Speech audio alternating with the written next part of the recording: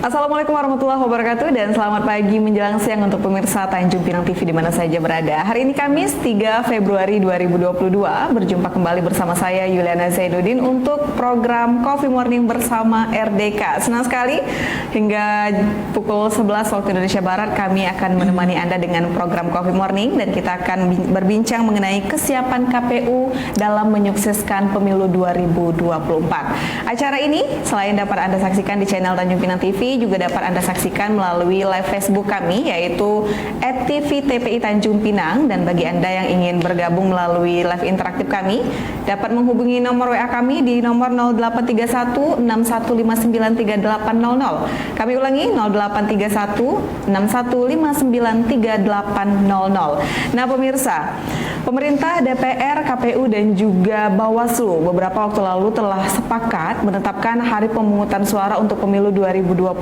pada tanggal 14 Februari 2024. Sedangkan untuk pilkada serentak pada tanggal 27 Februari 2024. Nah, pada pemilu serentak kali ini untuk pemilihan presiden, wakil presiden, kemudian DPR, DPD, DPRD provinsi dan juga DPRD kabupaten kota. Namun kita ketahui pemirsa, untuk penetapan hari pemungutan suara ini ternyata membutuhkan proses yang panjang, kurang lebih 1 tahun, dan ternyata baru kali ini terjadi untuk penetapan hari pemungutan suara yang membutuhkan waktu panjang. Kenapa demikian dan bagaimana pula tahapan-tahapan untuk proses pemilu pada tahun 2024. Mengenai kesiapan KPU sukseskan pemilu 2024, kita akan berbincang hal itu bersama dua narasumber yang sudah hadir di studio. Yang pertama ada Ketua KPU Kepulauan Riau, ada Ibu Sriwati. Selamat pagi Ibu Sri. Selamat pagi Mbak, selamat pagi untuk pemirsa Tanjung Pinang TV.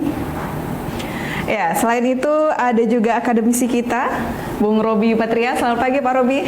Selamat pagi, Assalamualaikum warahmatullahi wabarakatuh. Waalaikumsalam warahmatullahi wabarakatuh. Tentunya senang sekali dan terima kasih kami ucapkan telah menyempatkan waktu untuk berdialog bersama dalam program Coffee Morning bersama RDK Group. Baik Ibu Sriwati, setelah kemarin ditetapkan atau sudah ketok palu untuk penentuan hari pemungutan suara pada 14 Februari 2024, apakah sudah bisa dikatakan tahun 2020 ini sebagai tahun politik? 2022 ini sebagai tahun politik? Iya ya, setelah kita bicara soal penetapan ya, jadi kita sudah sama-sama ketahui bahwa dalam raker atau rapat dengar pendapat Komisi 2, KPU, Bawaslu dan Mendagri itu 24 Januari 2022 itu ada 3 poin. Yang pertama adalah penetapan hari dan tanggal untuk pemilu 2024 yaitu 14 Februari dan saya ralat untuk pilkada adalah 27 November 2024. Nah, kemudian baru perancangan untuk peraturan KPU yang akan dibahas kemudian. Mungkin banyak Mbak, banyak hal ya, apalagi melihat kesiapan ya. Apa saja sih kalau orang bertanya-tanya kesiapan apa saja gitu. Pasti kita harus sudah mempersiapkan banyak hal ya, terutama yang pertama adalah terkait dengan rancangan peraturan untuk Komisi Pemilihan Umum, baik itu rancangan untuk tahapan program jadwal, kemudian pemutakhiran data pemilih, kemudian juga pencalonan ya, pendaftaran partai politik dan sebagainya. Tetapi yang tidak kalah penting, mungkin ada beberapa poin penting, hal-hal yang harus memang diperhatikan bersama, menjadi mungkin akan menjadi masalah kalau hal ini tidak terpenuhi, misalnya anggaran. Ketika kita melihat bahwa pemilu itu 2024 14 Februari pemungutan, maka pelaksanaan tahapan itu harus sesuai dengan Undang-Undang 7 2017 itu 20 bulan sebelum hari pemungutan suara. Berarti kan kalau kita hitung 20 bulan tahun 2022 itu berarti sudah ada tahapan dari pelaksanaan pemilu. Itu menjadi gambaran anggaran tuh udah harus ada. Terus kesiapan SDM gitu kan. SDM-nya ini harus sudah dipersiapkan. Nah, kita ketahui semua SDM ini banyak, mulai dari KPU, RI, provinsi, kabupaten kota, belum badan ad hoc-nya, ya kan. Terus kesekretariatannya gitu kan. Terus kesiapan sarana prasarana. Ya kita ketahui semua sarana prasarana itu mungkin Pak Robi juga nanti bisa bicara bahwa kita ini baru yang punya kantor aja seluruh Indonesia dari 34 provinsi 514 kabupaten kota hanya 241 yang punya kantor. Yang lainnya tuh mungkin ada yang sewa, kemudian pinjam pakai. Itu kan menjadi poin penting yang harus diperhatikan pemerintah ya dalam hal ini untuk sarana prasarana. Belum lagi kantor KPU. Termasuk KPU Provinsi Kepri yang belum punya kantor gitu kan. Kemudian juga yang perlu menjadi perhatian integrasi sistem integrasi sistem apa itu namanya teknologi ya. Itu menjadi juga hal yang harus diperhatikan karena semuanya akan berbasis sistem ya. Baik itu si rekap, terus kemudian si dalih, kemudian silon dan sebagainya. Jadi itulah mungkin menjadi apa namanya hal-hal yang harus dipersiapkan juga termasuk mungkin apa namanya persiapan untuk apa ini namanya yaitu bagaimana nanti persiapan bukan hanya pemilunya tapi pilkadanya juga. Yang dimana antara pemilu dan pilkada ini menjadi kompleks karena pada tahun yang bersamaan pelaksanaan hanya selisih mungkin kurang lebih 9 bulan. 9 bulan. Iya. Dan dari 11 tahapan tersebut ya berdasarkan peraturan 11 tahapannya itu dimulainya kapan? Iya, kalau kita tarik 2020 bulan 14 Februari ya kurang lebih bulan Juli Agustus sudah tahapan jalan. Tahapannya sudah jalan. Karena pendaftaran partai politik itu kan 18 bulan sebelum hari pemungutan suara. Oke, Pak Robi, direncanakan perhitungannya kurang lebih bulan Juli atau Agustus untuk tahapan pemilu ini dimulai. Berarti tahun ini sudah bisa dikatakan tahun politik atau di tahun 2024-nya nanti sih? Kalau tahun 2022 ini karena dimulai kira-kira di pertengahan tahun, maka partai politik memang sudah harus menyiapkan infrastruktur mereka di 2022. Tetapi pendaftaran calegnya itu kan di 2023, maka kampanyenya di 2023. Maka itulah tahun politik yang mulai hangat. Kalau 2022 ini masih free fair lah persiapan, baik KPU, Bawaslu maupun partai politik dan pemerintah daerah tentunya, karena ini kan harus kerjasama stakeholder terkait ya. Dia saling terkait nih. Persiapan pilkada, persiapan pilgub, pilpres, pileg. Nah, jadi di tahun yang sama kita belum pernah buat. Kalau kemarin itu hanya pilpres dan pemilu, pilkadanya di tahun 2020. Kalau sekarang 2024 penuh dengan tahun politik. Penuh dengan tahun politik. Ya, jadi memang harus dipersiapkan dengan matang supaya jangan lagi ada korban nyawa yang begitu banyak ya. Seperti 2019 lebih kurang 700 orang lebih yang meninggal. Karena mereka menyelenggarakan pemilu itu. Oke, baik Ibu, seperti yang dikatakan oleh Pak Robi ya, menghindari hal yang tidak terjadi di tahun 2019, apalagi tahun 2024 pemilihannya lebih kompleks. Apa yang dikhawatirkan selain hal serupa? Memang apa ya? Memang kesiapan ya Pak ya, kesiapan dari SDM itu sendiri karena tadi yang disampaikan Pak Robi bahwa jangan sampai terulang itu menjadi apa ya? Kita sudah pernah melaksanakan pemilu 2019 gitu. Di situ ya ad hoc, ya lagi-lagi ad hoc ya. Gimana mereka harus bekerja ya apa ya? Memangkas dalam arti proses untuk rekapitulasi itu penting.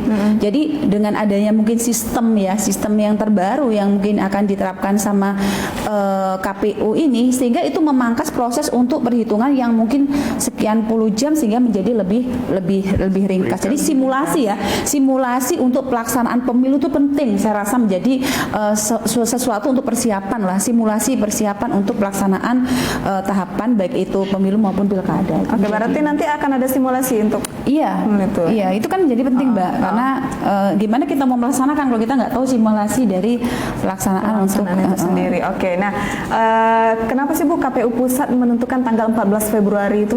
Ya, sebenarnya itu sudah pembahasan cukup panjang. Pak Robi juga mungkin mengikuti itu ya dari bulan September juga ya itu. Tapi opsi terakhir itu kan ada 14 Februari, 26 atau 21 Februari baru 6 Maret gitu ya. Tapi mereka kan memilih ya sudah deh gitu 14 Februari sebagai hari pemilu gitu hari ya. Valentine. Nah, mungkin pemilu yang penuh dengan kasih sayang lah ya. Gitu.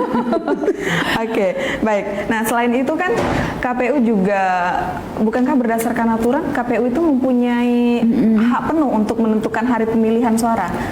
tapi tetap melibatkan pemerintah, DPR dan sebagainya. Itu apa sih Bu pertimbangannya? Ya kan kita ini kan melaksanakan pemilu bukan hanya penyelenggaranya KPU sendiri, tapi ada pemerintah, kemudian juga ada partai politik gitu kan. Ya itu kan menjadi satu kesatuan. Untuk pun peraturan KPU ya, peraturan KPU pun memang rancangannya itu KPU gitu. KPU punya wewenang itu, tetapi dia dengan harus diusulkan, dikonsultasikan ke DPR baru akan disahkan dan kemudian diundangkan. Memang aturannya seperti itu, Mbak. Kita tidak bisa berdiri sendiri dalam arti bahwa meskipun KPU sebagai penyelenggara, tapi kita melibatkan banyak stakeholder lah di semua untuk kegiatan baik itu pemilu maupun pilkada. Oke, tahapannya akan dimulai pada Agustus mendatang. Kalau sekarang apa nih kesibukan dari KPU itu sendiri? Kami banyak hal sih. Ya mungkin karena sudah ditetapkan misalkan ada peraturan keputusan KPU 21 ya tentang hari dan tanggal pemungutan suara ya. Kita sudah bagaimana ancang-ancang ya untuk mensosialisasikan kepada masyarakat, paling enggak mensosialisasikan kepada masyarakat tanggal 14 Februari 2024 itu nanti hari pemungutan suara ya gitu. Jadi ya paling enggak masyarakat ngerti ya, jangan sampai nanti lupa gitu 14 Februari itu hari Valentine bukan hari ini karena hari di Undang-Undang 7 2017 itu kan hari yang diliburkan ya, hari libur atau hari yang diliburkan sebagai, kecuali beda sama Undang-Undang 10 2016. Kalau di situ sudah ada bulannya memang harus bulan November kalau pilkada itu sesuai dengan Undang-Undang 10 2016 gitu. Baik Pak Robi, kalau Anda melihat setelah diketok palu penetapan hari pemungutan suara tersebut, bagaimana nih kehangatan tahun politik untuk pemilu 2024? Bol-bol di kedai kopi gimana sih kalau Bapak lihat? Ya, jadi saya banyaklah ketemu kawan-kawan yang dari ketua partai ya. Jadi mereka memang sudah merancang, mapping lah. Di dapil ini siapa caleg yang akan diusung gitu kan. Sudah disusun. Pembicaraannya ya. Ya, dan mereka sudah merekrut calon-calon peraup suara itu ya yang bisa meraih suara di dapil ini. Karena kan memang harinya sudah ada gitu. Persiapannya harus matang mereka. Jadi kejadian 2019 jangan sampai terulang lagi. Misalnya sudah banyak keluarkan kos politik tiba-tiba gak jadi gitu. Makanya dari sekarang mereka sudah mulai gerilya. Bukan hanya KPU yang gerilya. Kalau KPU kan gerilya sosialisasi ya. Tapi kalau parpol gerilyanya mendekati pemilih. Jadi kalau misalnya ada kejadian bencana alam misalnya kan pasti partai sudah mulai turun. Ya mereka harus dekat dengan pemilih seperti itu, mendengar aspirasi dari arus bawah seperti itu. Dan itu sah-sah saja? Oh iya sah-sah saja, karena kan memang kalau kampanye kan belum dimulai. Karena tapi partai itu sebenarnya bagian dari kampanye juga tidak sih Pak? Itu sosialisasi. Ya mirip-mirip saja. Kalau kampanye itu waktu yang sudah ditetapkan oleh KPU. Kalau sekarang tuh rencananya 120 hari, berarti sekitar 4 bulan. Lumayan lama tuh dari kan Februari, Januari, Desember, November, Oktober mulai kampanye. Mulai kampanyenya. Itu kampanye betulan gitu. Kalau sebelum itu kan mereka sosialisasi. Ya penyebutannya. Oke, baik. Ternyata pembicaraan politik ini walaupun masih 2 tahun lagi pelaksanaannya, tapi masih tetap hangat untuk tetap dibahas. Dan obrolan kita mengenai kesiapan KPU dalam sukseskan pemilu 2024 masih akan berlanjut. Tetap bersama kami di Tanjung Pinang TV.